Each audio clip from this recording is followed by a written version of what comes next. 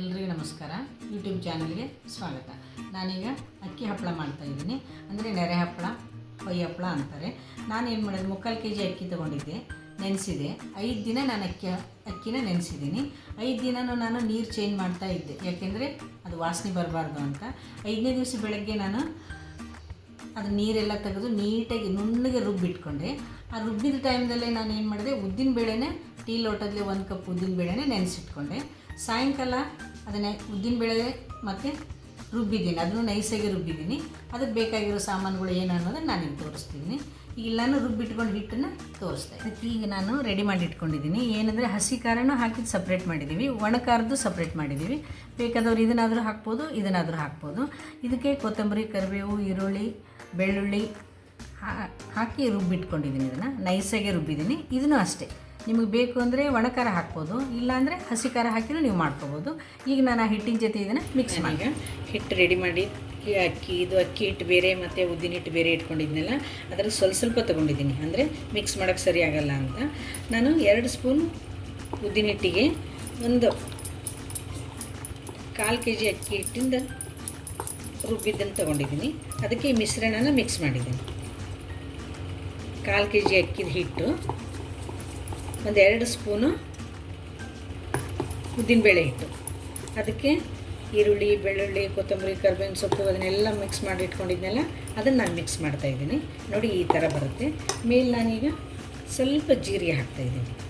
ಇಷ್ಟು 1/4 ಸ್ಪೂನ್ ಜೀರಿಗೆ ಹಾಕಿದರೂ ಸಾಕು. ಒಂದೇ ಸಲ ಹಿಟ್ಟಿಗೆ ಮಿಕ್ಸ್ ಮಾಡಿ ಇಟ್ಕೊಂಡ್ರೆ ಚೆನ್ನಾಗಿರಲ್ಲ ಅಂತ ಸ್ವಲ್ಪನೇ ಮಿಕ್ಸ್ ಮಾಡ್ಕೊಳ್ತಾ ಇದ್ದೀನಿ. ಈ ಥರ ಮಾಡ್ಕೊಂಡ್ರೆ ಸಾಕು. ಈಗ ಹಪ್ಪಳ ಮಾಡೋದು ತೋರಿಸ್ತೀನಿ. ನೋಡಿ ಇಷ್ಟೇ ಹಿಟ್ಟು ಹಾಕ್ತಾಯಿದ್ದೀನಿ. ಹಾಕ್ಬಿಟ್ಟು ಸಾಕು, ಇಷ್ಟೇ. ಈ ಪ್ಲೇಟ್ ತುಂಬ ಆಗುತ್ತಿದ್ದು. ಇದನ್ನು ಕ್ಲೀನಾಗಿ ಹಿಂಗೆ ಮಾಡೋಣ. ಹಿಂಗೆ ಮಾಡ್ತಾ ತುಂಬಿಸ್ಬೇಕು. ಫುಲ್ ಕವರ್ ಆಗೋವರೆಗೆ ನಾವು ಹಿಂಗೆ ಮಾಡ್ತಾನೇ ಇರಬೇಕು. ಹೌದಾ? ಆಗುತ್ತೆ ಅದು. ನೋಡಿ ಹಿಂಗಾಗಿದೆ. ತಟ್ಟೆ ತುಂಬ ಕವರ್ ಆಗಿದೆ. ಈಗ ನಾನು ಈ ತಟ್ಟೆನ ಈ ಸ್ಟ್ಯಾಂಡಲ್ಲಿ ಇಡ್ತೀನಿ. ಒಂದು ಇಡ್ಲಿ ಮಾಡೋ ಸ್ಟ್ಯಾಂಡೇ ಇದೆ, ಅದಕ್ಕೋಸ್ಕರ ನಾನು ಅದರಲ್ಲಿ ಇಡ್ತೀನಿ. ಹಿಂಗೆಲ್ಲ ತಟ್ಟೆಗಳನ್ನ ಇದರಲ್ಲಿ ಇಡ್ತೀನಿ. 2 ಸ್ಪೂನು ಉದ್ದಿನಬೇಳೆ ಹಿಟ್ಟು ಹಾಕ್ತಾಯಿದ್ದೀನಿ. ಇದಕ್ಕೆ ಈ ಸಲ ನಾನು ಹಸಿಮೆಣಸಿನ್ಕಾಯ್ದು ಪೇಸ್ಟ್ ಹಾಕ್ತಾಯಿದ್ದೀನಿ. ಅದು ಬೆಳ್ಳುಳ್ಳಿ, ಶುಂಠಿ, ಕೊತ್ತಂಬರಿ, ಕರಿಬೇವಿನ ಸೊಪ್ಪು ಹಾಕಿದ್ನೆಲ್ಲ ಇದು ಹಸಿಮೆಣಸಿನ್ಕಾಯಿ ಹಾಕಿ ರುಬ್ಬಿಟ್ಕೊಂಡಿದ್ದೆ, ಅದನ್ನು ಮಿಕ್ಸ್ ಮಾಡ್ತಾಯಿದ್ದೀನಿ.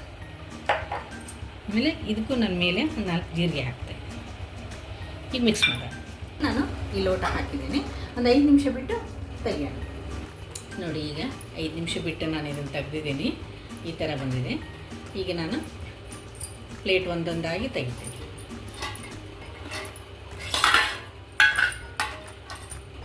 ನೋಡಿ ಈ ಥರ ಬರ್ತವೆ. ಒಂದು ನಿಧಾನವಾಗಿ ಒಂದು ಸ್ವಲ್ಪ ತಣ್ಣಗಾಗ್ಬಿಟ್ರೆ ನೀಟಾಗಿ ಬರ್ತವೆ. ಹಿಂಗೆ ತೆಗೆದು ಒಂದು ಬಟ್ಟೆಗೆ ಹಿಂಗೆ ಹಾಕಿ ಸ್ವಲ್ಪ ಬಿಡಿಸ್ಕೊಂಡು ಹೋದರೆ ಬರುತ್ತೆ. ಎಡ್ಜಿಗೆ ತೀರ ಬರಲಿಲ್ಲ ಅಂದರೆ ಎಡ್ಜಿಗೆ ಸ್ವಲ್ಪ ನೀರು ಹಾಕಿ ಸ್ವಲ್ಪ ತಣ್ಣಗಾದರೆ ಬರುತ್ತೆ, ನೀಟಾಗೆ ಬರುತ್ತೆ. ನೋಡಿ ಈ ಥರ. ಈಗ ನಾನು ಹಸಿಮೆಣಸಿನ್ಕಾಯಿನ ರುಬ್ಬಿದ್ದು, ಅಂದರೆ ಹಸಿರು ಕಲರ್ ಬರ್ತವೆ. ಇದು ಅದು ಕೆಂಪು ಕಲರ್ ಬಂತು, ಇದು ಹಸಿರು ಕಲರ್ ಬಂತು. ಇದನ್ನು ಹಾಕಿದ್ದೀನಿ. ಇದನ್ನು ಸಹ ಹಿಂಗೆ ಮಾಡ್ಕೋಬೇಕು. ತಟ್ಟೆ ತುಂಬ ಆಗೋಂಗೆ ಮಿಕ್ಸ್ ಮಾಡಿಕೊಂಡು ಹಿಂಗೆ ಅಲ್ಲಾಡಿಸಿದ್ರೆ ತಟ್ಟೆ ತುಂಬ ಆಗುತ್ತೆ. ಇದನ್ನು ಒಂದು 5 ನಿಮಿಷ ಬಿಟ್ಟು ತೆಗೆಯೋಣ. ಇಡ್ತೀನಿ ನಾನು. ಇದು ಹಸಿಮೆಣಸಿನ್ಕಾಯಿ ಹಾಕಿ ಮಾಡಿರೋದು. ಆವಾಗಲೇ ತೋರಿಸಿದ್ದು ಕೆಂಪು ಮೆಣಸಿನ್ಕಾಯಿದ್ದು, ಅದು ಕಲರ್ ಕೆಂಪಾಗಿ ಬಂತು. ಇದು ಹಸಿರು ಕಲರ್ ಬರುತ್ತೆ, ಲೈಟಾಗಿ ಹಸಿರು ಬರುತ್ತೆ. ಈಗ ಇದನ್ನು ತೆಗೆದು ಹಾಕ್ತೀನಿ. ಇದು ಲೈಟ್ ಗ್ರೀನಾಗಿ ಬಂತು, ಹಸಿ ಖಾರದ್ದು ಈ ಥರ ಬಂದುಬಿಡುತ್ತೆ. ಒಂದು ಸಲ ಮಾಡಿ ಟ್ರೈ ಮಾಡಿ. ನಾನೀಗ ಕರೆದು ತೋರಿಸ್ತೀನಿ ಇದನ್ನು. ನೋಡಿ ಎಣ್ಣೆ ಕಾದಿದೆ. ನಾನಿವಾಗ ಹಪ್ಪಳ ಹಾಕ್ತಾಯಿದ್ದೇನೆ.